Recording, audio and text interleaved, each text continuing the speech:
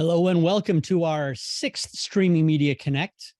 We're going to be back in Huntington Beach for Streaming Media West in November, and the program just went live this week, so you can check out what's going to be happening in person, but we're thrilled to be back with you once again virtually.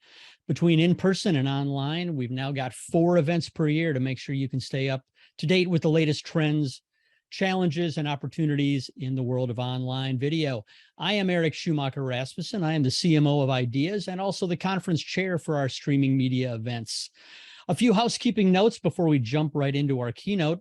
Just for being here, you're entered into a random drawing for an Amazon gift card. We'll be announcing a winner at the end of each session, and you must be present to win. So stick around and find out if you've won. If you do win, we'll be sending you an email next week with the information about that.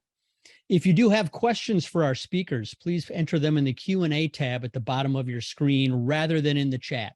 It just makes it easier for us to keep track of those questions as they're coming in. And one of us, either the moderator or myself, will read those questions to our speakers during the session or at the end of the session. Also, you'll notice that subtitles are turned on. If you want to turn them off, go to the bottom of your Zoom window, click on Live Transcript, and select Disable Transcript. So that just about does it for the housekeeping. We've got a great keynote discussion coming up with Jared Wilachinski from Paramount. But first, I need to thank our keynote sponsor, Theorem, Inc. And we've got a brief video from Theorem introducing themselves right now before I enter a conversation with Theorem's Jay Kulkarni about future-proofing Adtech monetization for scale. Steve, roll video.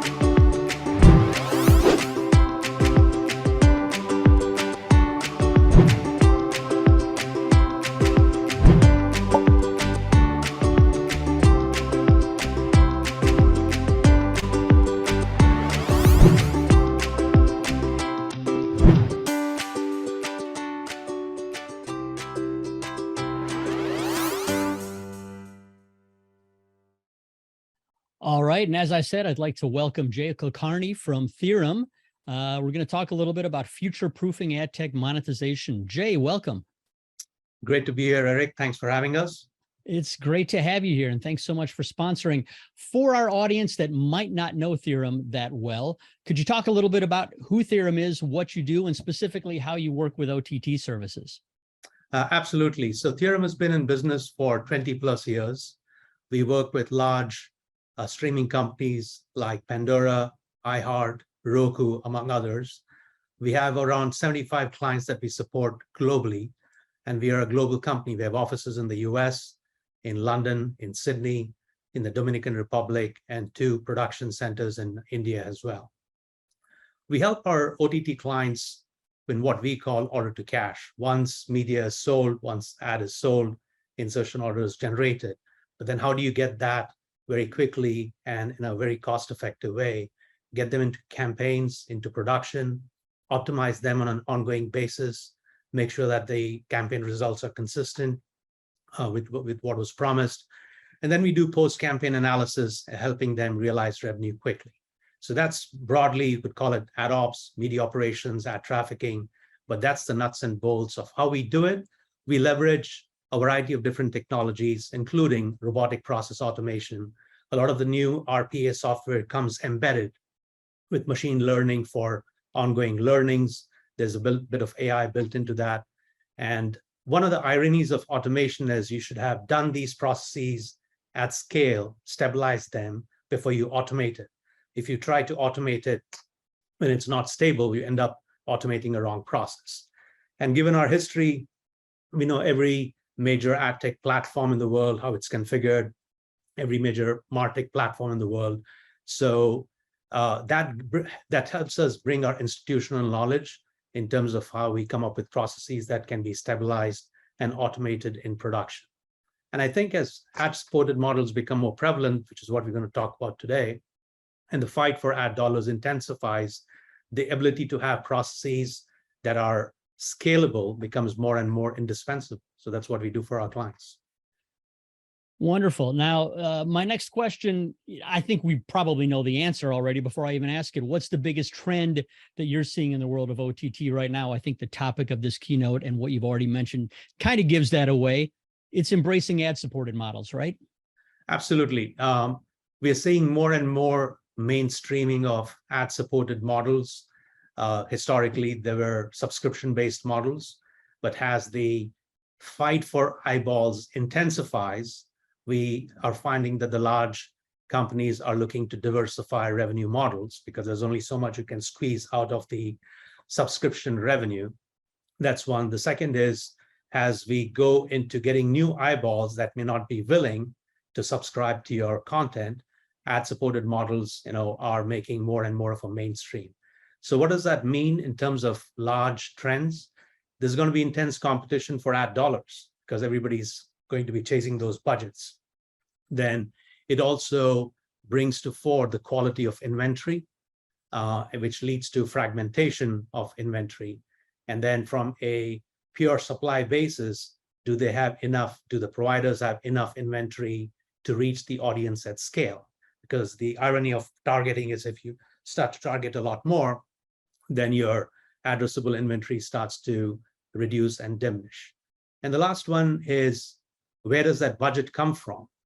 It has to come from somewhere. So you could argue that it'll come from traditional TV, cable TV, but OTT is part of the digital media mix.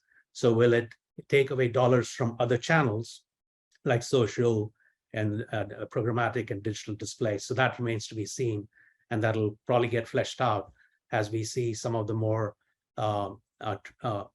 momentum gaining OTT companies try to become more mainstream. So that's the goal line. How do you get there? What are the key challenges that OTT companies face when embracing an ad-supported model? Going back to my earlier point about a lot of supply coming in, then it becomes, how does a OTT company create new, unique ad products that can package the audience in a way that can be leveraged and can be sought after by advertisers? Because all things being equal, everybody has content and audiences. So the ability to come up with new innovative ways to package the content, package the audience based on their consumption of content on your platform that becomes more and more critical. Otherwise, it becomes commoditized. And the last one is, this is a fairly intimate and private setting when you consume content, movies.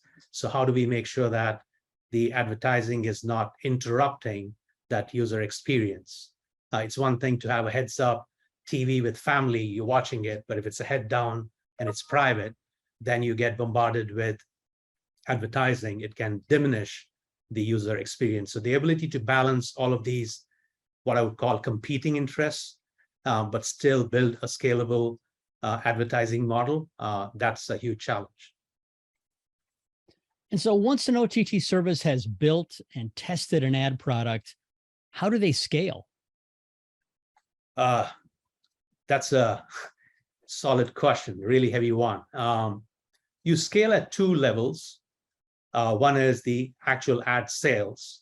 So based on your inventory, will you have a live sales team? Has it had hand-sold inventory? Will they have relationships with brands and advertisers? That's one way, or you partner with other companies and other organizations. So that's your premium inventory. It's hand-sold, but it needs to be scalable as well. Then what do you do with the remnant inventory that cannot be sold by hand or by direct sales teams? And do you want to flow it into programmatic? Then how do you price it relative to everything else out there? And what happens if the audience that you have is reachable and addressable elsewhere in a much more cost-effective fashion? So that's the dynamic. And while we do all of that, How do we keep evolving new ad products as things get more and more competitive? So that's on the sales side. The second one is on the operations and fulfillment. So once the insertion order is created, once the ad has been, or the media has been sold, how do you fulfill it? And I think on a variety of different panels in the conference, there are a lot of discussions on the ad tech stack. So how do you go about selecting the ad tech stack based on your sales infrastructure? And is there expertise that you can tap into within the company? Do you have to build partnerships to make sure? Because a lot of these ad tech stacks are very niche platforms. You do need to have the working knowledge of those platforms. But the larger question is, how do you go about selecting it, installing it, configuring it, and then having the skills to operate it on an ongoing basis? It's very hard to get the right talent within that technology stack that you build. So that becomes an additional issue. Going back to my earlier point, scale, how do you scale it?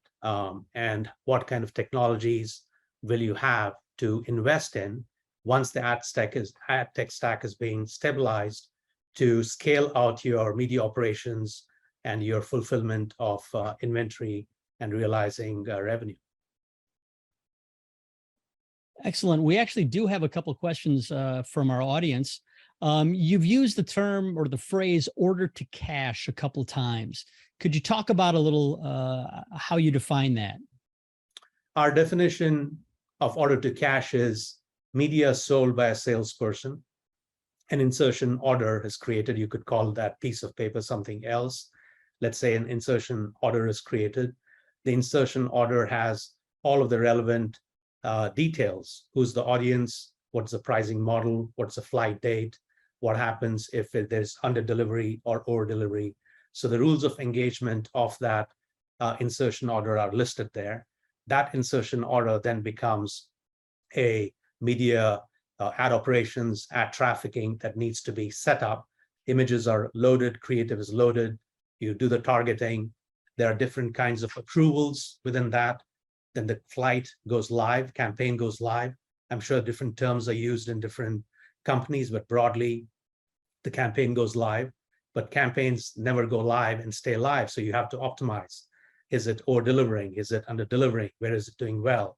Sometimes they also call the initial part A/B testing. You share that information with the advertiser, the brand. They may give you some guidance on optimization based on the remnant budget. The optimization can happen multiple times. Campaigns end, data is reviewed, then you invoice and you receive cash. So that's order to cash. Wonderful. Well, terrific. Thanks so much, Jay. If you're interested in learning more about Theorem, Steve Nathans-Kelly, our producer, pasted the link to their website in our chat. And also Brad Yawn from Theorem will be joining us later on today for a panel that Nadine, who is our moderator this morning, will also be moderating, called Rethinking Your OTT Workflows. So tune in later on for that. Again, thanks so much, Jay. Thank you, Eric.